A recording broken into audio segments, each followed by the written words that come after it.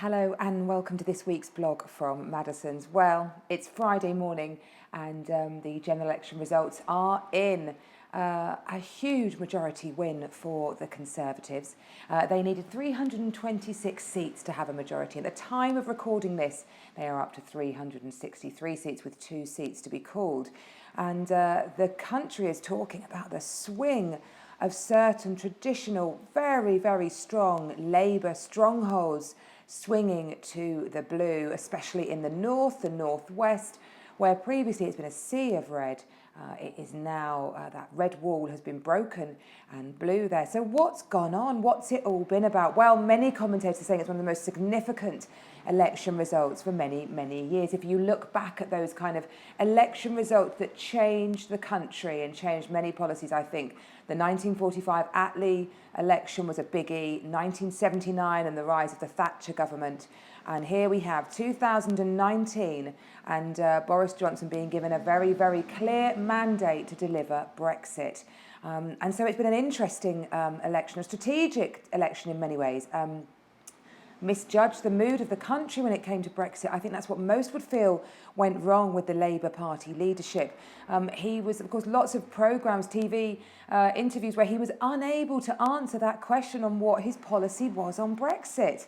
And completely misjudged the mood of the country in not nailing what he would do. Obviously, there have been calls for other referendums, many people wanting not to go ahead with Brexit, but I think generally the country just wants to get on with it.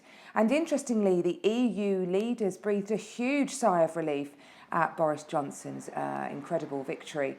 They want him to be able to have a significant mandate to be able to deliver Brexit in a pragmatic way. And of course, that's for the last 3.5 years now. What a long time it's been, not happened. With the 2017 election, Theresa May, she lost her majority government and that caused all sorts of problems in getting the Brexit bills through, as we've seen stall after stall after stall.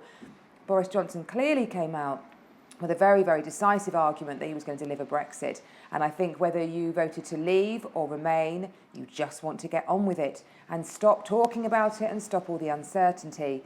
But of course, there were policies in Labour's mood as well, which even if you were thinking you might quite like to remain in Brexit and maybe take a vote therefore for Labour or Liberals, many of his policies were so alienating to many people in the country, talking about taxing all sorts of levels, school fees, taking away the 20% charitable relief they get at the moment, talking about giving tenants the right to buy their private homes, limiting the amount of lifetime gifts and inheritance tax planning.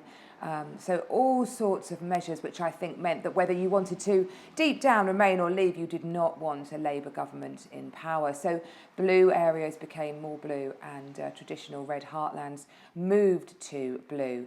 So what does this mean for the housing market? Well, no asset class likes uncertainty. I bang on about that all the time. They just want to know what's going to happen. And I think now the housing market will rally in 2020. We'll see some really good results. House prices, I would predict, will rise.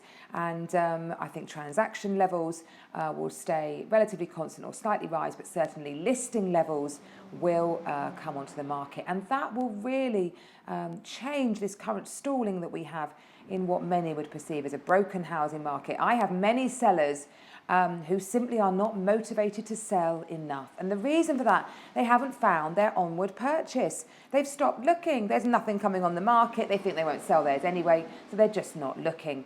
And to become a buyer, you have to act like a buyer. You need to get out there, view properties, find something, fall in love with it, and then you'll be motivated to sell your own home. So I think transaction levels probably will go up. Prices will go up because we're at depressed levels at the moment, and 2020 looks good for the housing market. That uncertainty will pass. He will deliver his Brexit exit on the 31st of January. A lot of sorting out to do after that on what actually it all looks like, but certainly the way forward is clearer.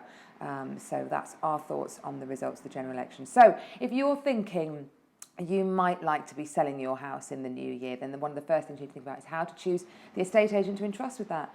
So please head to my blog on the website. I've just posted a blog all about that subject. That could be some nice Christmas reading for you.